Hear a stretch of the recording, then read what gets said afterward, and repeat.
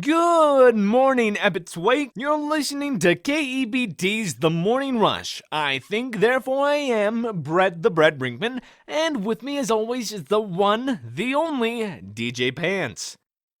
There can only be one, not just because of the prophecy, but for copyright reasons. And we hope each and every one of our listeners is having a great day today in scenic Ebbott's Wake. Ebbott's Wake, don't climb the mountain. As true a slogan today as it was years ago when they came up with it, but for different reasons. Gary Welkin is on location with Lazy Lindsey and the Coffee Grinders today. We'll be hearing from them later this afternoon. In the meantime, our traffic report is limited to having Jeff climb up on the roof of the station with a pair of binoculars.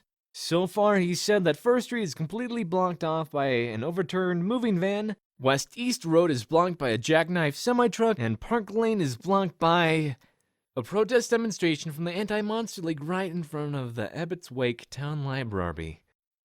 Are they protesting something the library did? Or were they just walking down the sidewalk and decided, hey, this looks like a good spot for random protest, or what? I'm not sure. Maybe we should send someone over there to interview them. Jeff, where's Kyle right now? That's too far away. What about Winston? That's almost next to the library. Go ahead and give him a call. In the meantime, we've got some exciting news relating to yesterday's mystery caller. It turns out that, yes, it was former royal scientist Wing Ding Astor who called in. Yeah, you ran out of the studio really fast when you heard his name yesterday, Bergie. So who is Wing Ding Astor for the benefit of our human listeners? Okay, Dr. Astor was the royal scientist back when that was still a thing. He designed the core power plant and everything related to it. He's the main reason we had stuff like electric lighting, cell phones, internet, and a stable food supply in the underground. Especially in more recent decades when overcrowding was starting to become a concern in New Home. So, royal scientist meant that he reported directly to the king and queen, and he was the resident expert of all things scientific? Exactly what it says on the label. Yeah, pretty much. The royal scientist position was always tasked with finding a way out of the underground and destroying the barrier. Dr. Astor apparently decided it would be a lot easier if we had a large industrial footprint and could use all the electronics and metal in the human garbage that showed up in the river. He indirectly improved the quality of life for all monsters underground like 10 times over because of that. So everyone kind of thought he would be the one to finally get us out of that dump. Or if not him, one of his sons building on what he already created. But when he called in, you heard his name. You looked like it took you by surprise. Well, that's because it did, Brett. About 4.5 years ago, we had this experiment. We don't know what it was about. We don't know what went wrong, but something did go wrong. The core went crazy. There was an explosion all over Hotland. Power went out across the whole underground for 2 days. And when things finally settled down, Dr. Astor was gone. Not dead, not dust. Gone, without a trace. It was a bit of a low point for everybody. So what happened? I mean, he's back now, right? So obviously whatever it was didn't kill him. Yeah, according to the text I got from Sands, and keep in mind I don't actually have a degree in applied quantum mechanics like he does, so I don't know what any of these words mean. Dr. Astor was, and I quote, caught in the backlash of an attempt to store magic power in a stable time loop for later use against the barrier. The backlash was made of pure antiphotons and dragged Dr. Astor forward in time proportional to the energy level in the core before containment failed. Yeah, thanks, Sands. That really cleared things up. So Dr. Astor not only survived, but he accidentally discovered time travel? That's kind of impressive. It's not that impressive. He traveled forward in time. Anyone can do that. I can do that, especially after an hour at the dank meme house. You know what would be impressive? Going backwards in time, breaking the barrier sooner, or even averting the human-monster war in the first place. Oh, I just got another text from Sands. Before you ask, trying to travel back in time using anti-photon waves is totally lethal because electrons from your future and past self will cancel each other out, and your body will explode like a supernova. Well, suppose it's for the best then. I mean, in movies and books, time travel gets stolen by criminals as soon as it's invented. It happens in Time Cop, it happens in Back to the Future. Well, wait, hold 1 minute. Doc Brown wasn't a criminal, and the Libyans he stole the plutonium from never got their hands on the DeLorean. I meant Back to the Future Part 2. Oh, right, Biff Tannen. What was that, Jeff? Oh, well, that's perfect. Listeners, it sounds like one of our reporters, Winston DeVinter, tried to approach the Anti-Monster League for a statement about why they're protesting outside the library, and they started pelting him with assorted objects included, but not limited to, stones, beer bottles, and... Wait, what? Frozen grapefruit? Really? They dispersed and fled the scene after the vice president of the library board ran outside and came after them with an unabridged dictionary. Wow, is Winston okay? Yeah, fortunately everyone at the protest was too drunk to throw anything even remotely where they wanted it to go.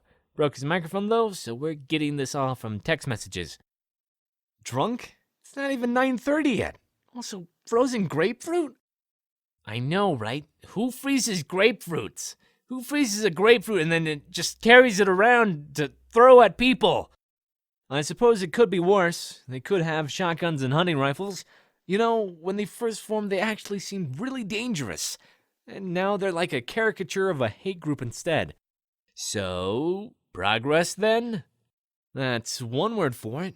I guess it's better than the alternative, but all I can think about is having to deal with riled up Riley calling into the station 3 times a week. And even if his friends are getting dumber and goofier, he's getting angrier. It's very tiring. Can't imagine why that is. Anyway, we need to pause for station identification and a word from our sponsors. But stick around, we'll be back later with more Morning Rush.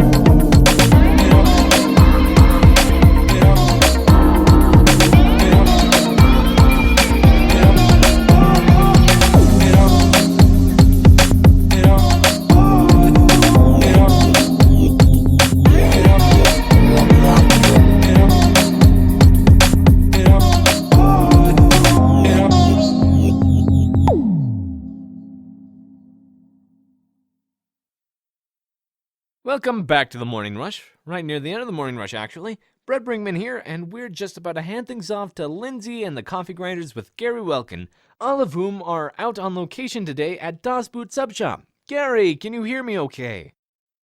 Hello, am I coming in clear? It's absolute pandemonium down here, guys. If only radio wasn't purely an audio medium. If you could only see the tableau of competing ideas.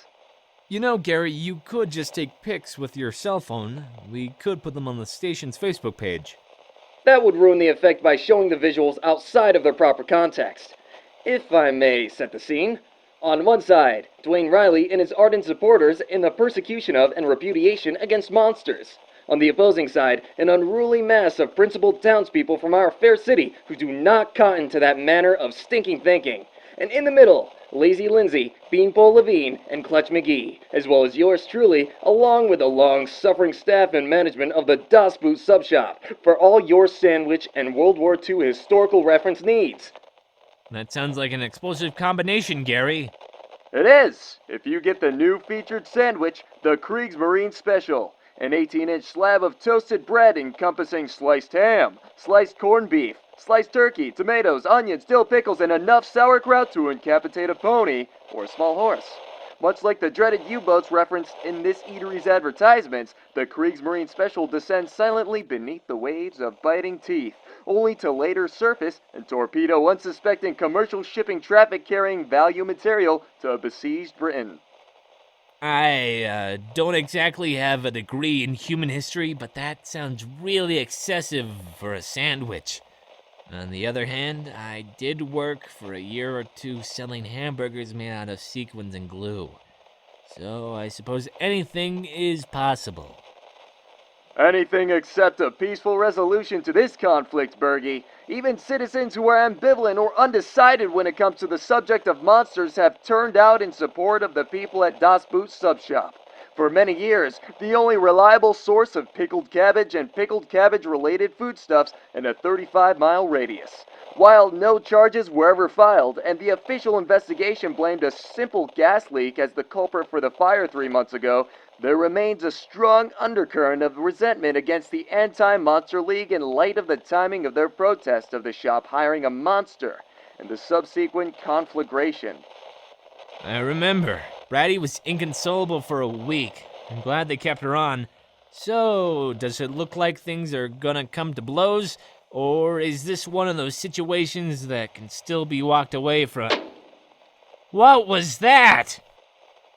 That was the shattering of some sort of projectile unpleasantly close to my head. Upon closer examination, it would appear to be comprised of frozen segments of fruit pulp and rind.